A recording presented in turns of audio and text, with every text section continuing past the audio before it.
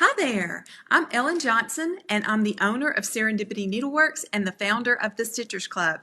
I am delighted to be here with you this afternoon as we get together for another weekly episode of Needlepoint TV. Today we're going to talk about the week 3 destination of the spring 2020 Threadventure Garden Tour. I'm so happy to be here with you, and I invite you to say hello by typing your name and where you're from in the comments box, because it's always fun for me to see who's joining me and where you're watching from. So this week, I can hardly believe that we're already to week number 3. This is flying by. I mean, I don't know where the time goes. But this week we are going to be visiting a really fun and interesting garden. It's a different kind of garden. In fact, it's the only one of its kind in the world. It's called the Topiary Garden let me get this right, wait a minute, I know I'm going to mess this up. So I think what we need to do, let me pull up the blog post so I can share with you what the name of it is, because I don't want to mess it up. It's a very interesting, place. It is in downtown Columbus, Ohio, and they call it the Topiary Garden. However, it has a long name, and I'm going to tell you the story behind the name here in just a second as soon as I get it pulled up, so I make sure that I get it right. So it is called the Topiary Garden at Old Deaf School Park. So the reason it's called that is because it is actually on the grounds of the Old Deaf School in Ohio. Ohio was actually one of the first states to have a school dedicated to the education of people who were deaf. So that building there is one building that remains on the campus of those grounds. That school relocated in the mid-1950s, and when they did, the grounds around it were transformed into a park space. And what ended up happening I want to say it was either in the early or the mid-80s, the majority of the buildings burned, and the only building left is the one that you can see in some of the pictures that I've shared with you over on the Serendipity Needleworks website. So I want to definitely make sure that I share that with you so you can see that too. But the really cool story behind this is that there was, back in 1992, that's when in 1492, Christopher Columbus sailed the ocean blue and found the Americas. And Columbus, Ohio is obviously named after him. And in celebration of I know I'm going to mess this up. We're just going to say the 500th anniversary of the founding of the Americas by Christopher Columbus. The city of Columbus, Ohio decided that they wanted to do a big celebration. So they had all kinds of activities that they did during that year, and one of the things that they developed was this topiary garden in or near downtown Columbus. And it was on the grounds of this school that, like I said, had previously burned. The only building left is the one that they renovated. And it was all part of a giant horticultural exhibit. And I mean, we're talking huge. So if you are interested in that kind of thing, I encourage you to Google 1992, is it Ameriflora or wait a minute, let me find it really quickly. Ameriflora. And it was, like I said, in downtown Columbus at this park. And there was a couple, both were artists, and I know he was a graduate of Ohio State University, and I don't know about his wife, but they're both artists, and they devised this idea or came up with this idea to create a topiary park and to use a painting as the inspiration. So it's the only topiary park in the entire world that I'm aware of, and I think it probably is because it's touted as being the only one that is based on a painting. So I'm going to share my screen with you. First, let me get to the main page, because to me this is like one of the coolest things since sliced bread. I used to go to Columbus. Let me share my screen. Hang on. Okay, here we go. So I used to go to Columbus every summer because that's where the TNNA trade show was. for needlepoint. And so, well, it was actually it's for both needlepoint and knitting, but the summer show was always in Columbus. So I started going. In fact, y'all have probably heard me mention that I attended my very first market in Columbus, and that's where I first learned about using decorative stitches on painted canvases. I used to go by myself, but every once in a while Rick would go with me. And and I honestly also discovered pretty early on that I could drive just about as quickly as I could fly, because when you live in a town like Tuscaloosa, we don't have commercial air service here, so we have to drive to Birmingham to get on a plane to go somewhere. And with all the regulations about since 2001 or the 9/11 thing, you have to be there so early that for me, I could get in the car and drive, and it would only take me about 2 hours longer to drive than it would to fly. And hey, any day of the week, give me my car and I can stop and start and go wherever I want to go, and can haul as much stuff with me as I want to take. So anyhow, I started driving. And so anyway, the Columbus, I never saw this park, but if I had known it was there, I would have been one of the first people in line to go see it when I was in town for a visit. So it is, like I said, one of the coolest things ever, and we'll take a peek here now. You can see this picture is a picture of one of the of a view within the park. So the sculptor who created the forms for these was the man and he was the one. It was he and his wife came up with this idea to fashion this topiary garden after this particular painting. And the painting is called, wait a minute, it's got a long name, let me think, A Sunday Afternoon on the Island of La Grande, and I don't know how you say that, Jatte or Jatte. I don't think it's Jatte, I think probably is how you say it. But anyway, it's right outside of Paris. And Georges Seurat was the one who painted this painting, and like I said, it's a very famous painting. It's been, most people will recognize it right away. It's a post-impressionistic painting, and it lives at the Chicago Institute, or the Art Institute. And excuse me. And so what this couple did was they created, the man created the forms out of bronze, and then they planted the shrubs. And you can see, when you scroll through, or by looking at and reading the blog post, that they created this topiary garden where there are figures in the garden that are representative of the figures that are in the painting. So let me back up. You can see here's a monkey and a dog, and I think that's a dog. Yeah, and then there's a dog, and the man and the woman with the umbrella. And if you scroll down here, you can see the man and the woman with the umbrella, the monkey, the dog, the people reclining. And actually what they did was, this pond is supposed to mimic or be representative of the River Seine. And it's just a pond. But anyway, as they developed this park, they did something that I think is super cool. And I'm going to come back and talk to you face to face for just a second. They did something that I think is super cool, and it's something that we always make sure that we pay attention to when we're choosing stitches for our needlepoint projects, and that is perspective. So the tallest topiary in that garden is 12 feet tall, and as you make your way into the landscape, the topiaries get smaller.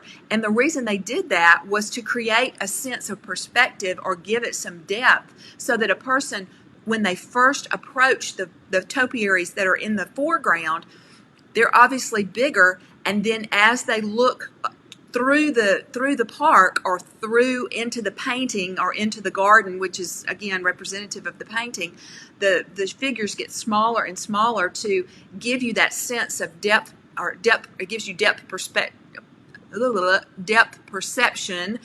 or perspective. So I just think that's just, like I said, one of the coolest things ever.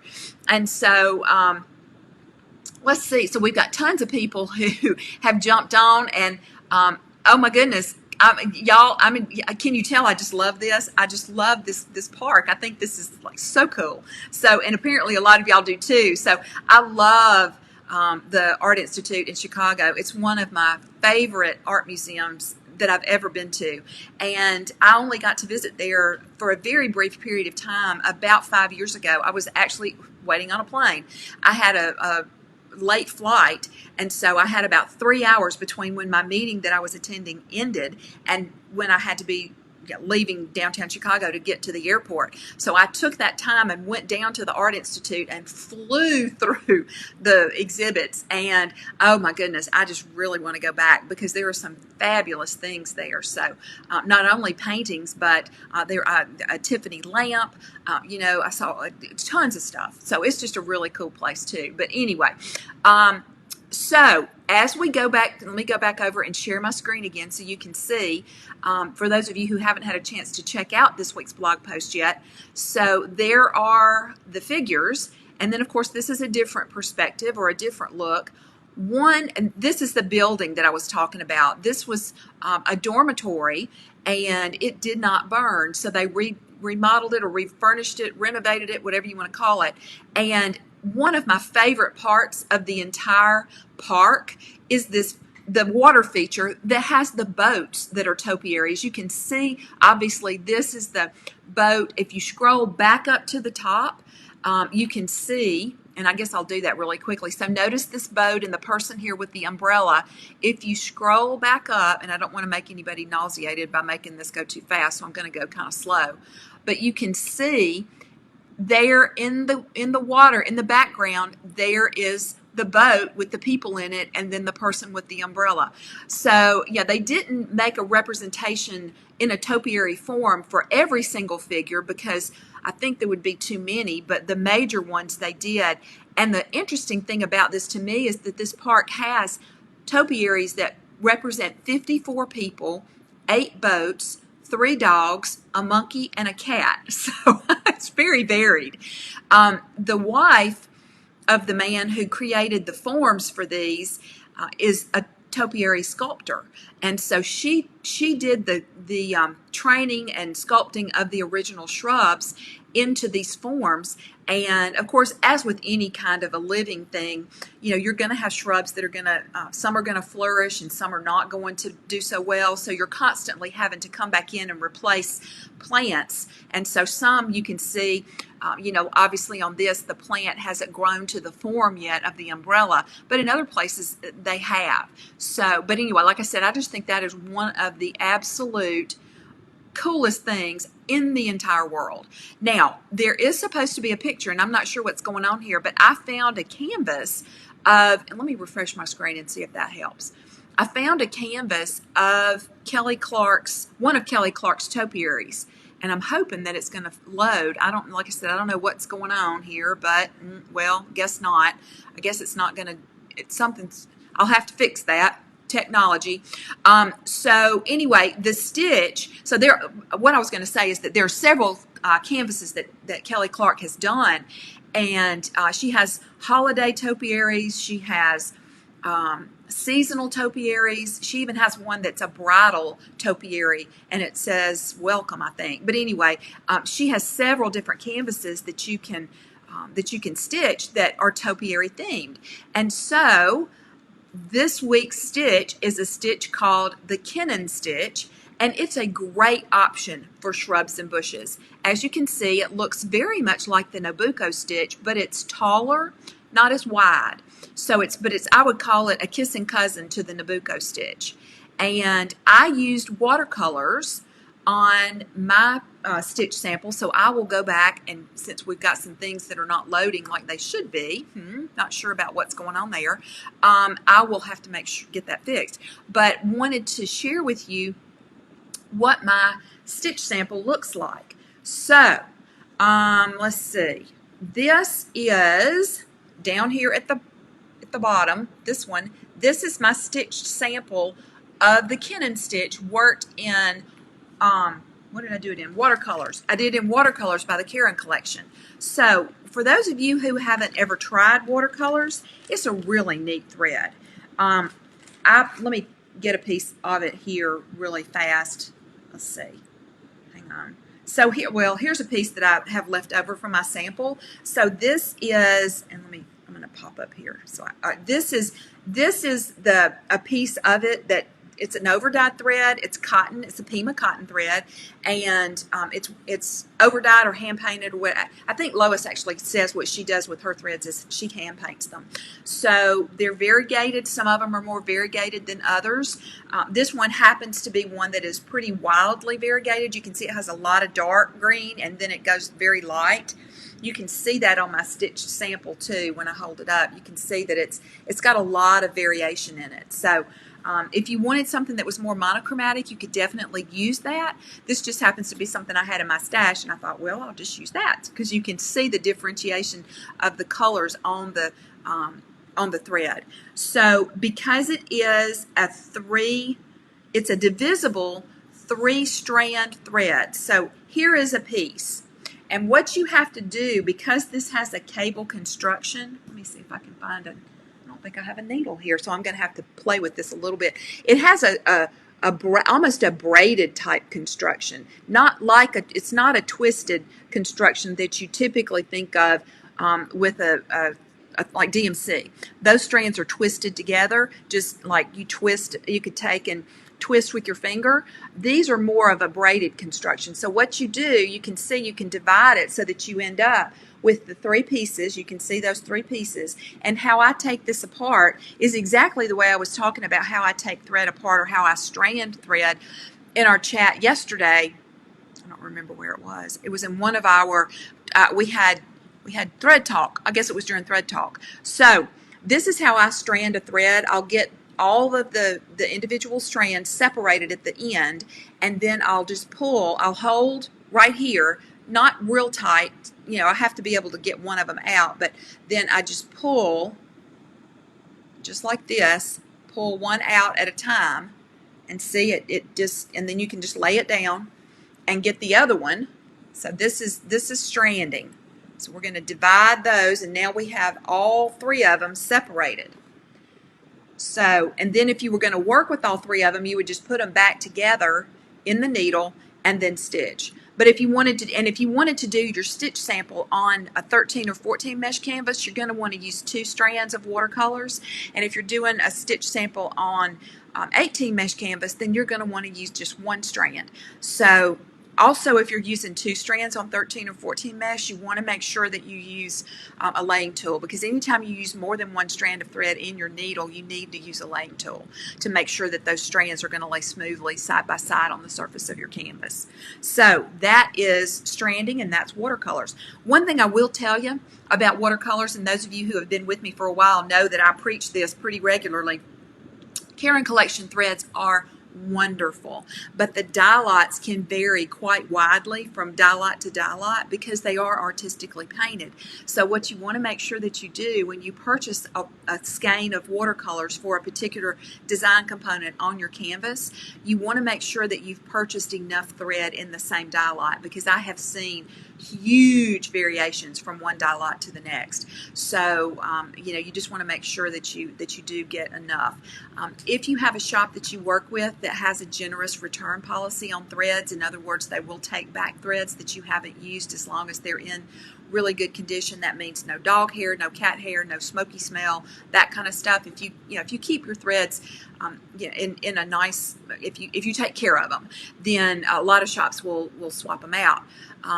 But if you don't, then of course you have to be a little more careful with that. But if you do have a shop that works with you on that, I would always say err on the side of getting an extra skein, because if you have pets, there again, the dog and the cat thing, I can't tell you how many times I had people that would come in the shop and say, I need another skein of whatever that was that they didn't have because the dog ate it, or the dog chewed it up, or the cat chewed it up, so you have to plan in advance because you never know. Or sometimes it just falls out of your project bag if you take it with you somewhere and you're working on your project, and you can lose things. So if you are in a situation where you can do some swapping out of threads, I would say just be a little bit, I don't know, cautious is not the right word, but be generous with yourself and get yourself an extra skein. And truthfully, if you're working with a color like a green or a blue, you're going to find another place you can use that. So, you know, chances, even if you don't have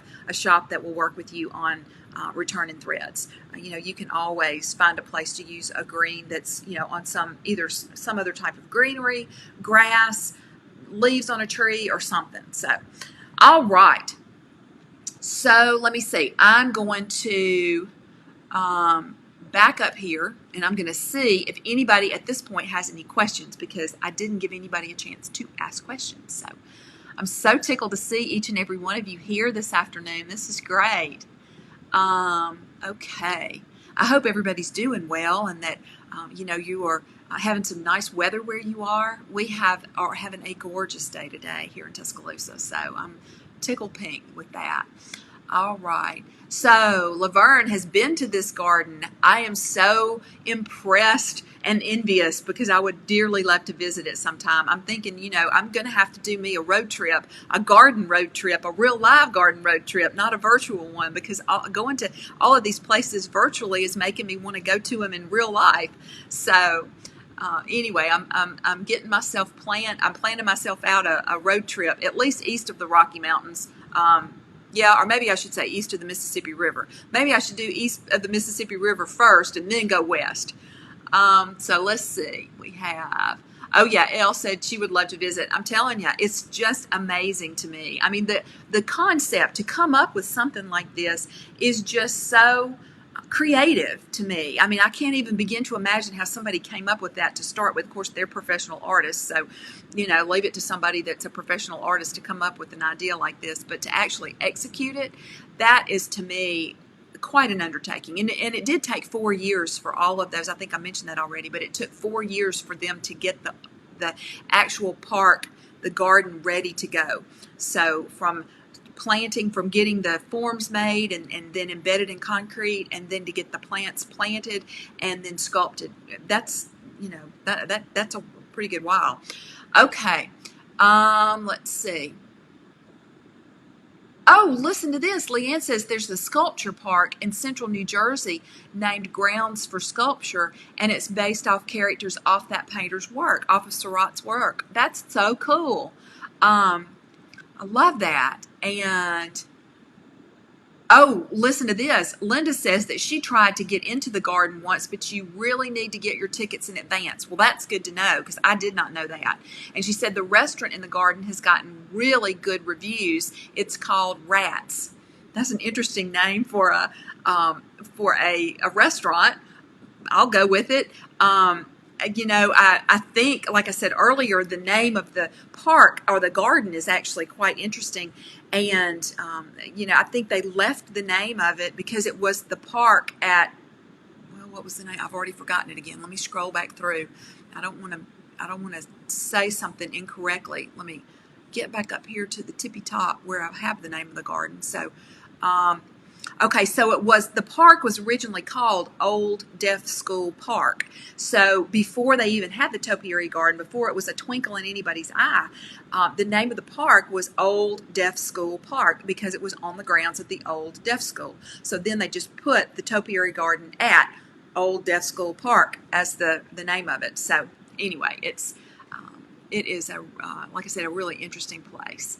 All right. So Anne-Marie says she loves stitching with watercolors. I do too. It's one of my favorite threads. It's easy to work with, and you know, the only thing I will say, aside from the fact that it is the dye lots can be wildly varied, is that you don't need to plan on this thread being color fast either. So if you are going to work with this, you want to make sure that you're not going to be putting it in an area or on a canvas where you're going to do a wet blocking method, because it will, or I won't say it will, it can run or bleed. So you need to be careful about that too. All right, let's see. Oh, Leanne says that park, or that garden or sculpture park near her in New Jersey, is sponsored by the artist's family, so Seurat's families. That's interesting. Thank you for sharing that. That's so cool. All right, so anyway, that's basically our chat about the the garden, so I want to chat just a couple of minutes about the stitch. So let me share my screen one more time with y'all. Where's that? Here we go. All right, so I'm going to share my screen one more time, and I want to show you, I would give you a couple of little tips about working this stitch. You can see that you're going to work from left to right. You could start on the right side and work to the left. So it's not dependent upon starting on either one side or the other, but you do work it in horizontal rows, and you can see that by the numbering system on this stitch diagram. So if you start on the left and work your way across to the right, you can see that it's a tent stitch followed by an oblique stitch that's worked over one and up three. So when I say over one, that means over one vertical canvas thread and over three horizontal canvas threads. So here's one, there's two, and there's three. Then you follow with another tent stitch. So it alternates between a tent stitch and an oblique stitch. And you get yourself all the way across the row. And this is something that I wanted to show you, or make sure that you really I guess, are mindful of, and that is that the tent stitches line up with each other, and there's one canvas thread in between each tent stitch. So on one horizontal row, there's one horizontal canvas thread between the tent stitches on the row, from row to row. And then you'll also notice that there is the short stitches in the second row line up with the long stitches, or share a hole with the long stitches in the first row. And subsequently, the long stitches in the second row share a hole with the short stitches in the first row. So once you get your first row established, you can fly with this stitch. I mean, it is so easy to get in a rhythm with this one that, I mean, good golly, Miss Molly, I can't imagine not wanting to use it. It's a good background stitch too. Just like Nabucco is a good background stitch, this is a good background stitch as well. Easy to compensate. All you would have to do would be to shorten the long stitch if you couldn't get it to fit into the space. So, if you were going to, say for example, if you needed to compensate this one to fit because you needed it to be shorter, instead of having it go over 3 canvas threads, you would just drop it down so that it is worked over 2 canvas threads. So, again, like I said, this is, okay, so what Rebecca says, do you get complete coverage with this stitch, or does the canvas show through? I got complete coverage on mine. Well, I'll take that back. There is a teeny tiny little bit of canvas that shows through, but if you do this on a painted canvas, you won't see the canvas showing through. Like I said, there is just wee tiny bit, not much at all, and you'll see it when I do the close-up picture that I post on Instagram. What you'll see is this little, you see this canvas intersection that's not stitched? That's going to be what you see. So tiny little spot where you could go back, I guess, and do like a French knot if you wanted to, and call this a Kennen Stitch variation, or you could go back in and fill in the gaps with a tent stitch if you wanted to. Again, that would make it a variation of the original stitch, but you can definitely do that if you would like. But you get very close to full coverage on this stitch. So that was just those were just a couple of things that I wanted to make sure that I shared with you, because when you know those little tips and tricks, when you start to study a stitch diagram and you can see patterns emerging, especially when you practice a stitch, you can see, oh, hey, look, that short stitch in the first row shares a hole with this long stitch in the second row. So that makes it easy to give you those little visual cues and mental prompts to know that once you get in the rhythm, then you can just put your stitch diagram aside and just stitch. So there are several stitches that are like this, that have that kind of a pattern or a flow, and I love it when you can find those, because it just makes your stitching that much more enjoyable than if you have to be constantly translating from a stitch diagram, say from a book. I've got a book here, so if instead of me having to translate from a diagram on a page over to my canvas and back and forth, that's one of the reasons.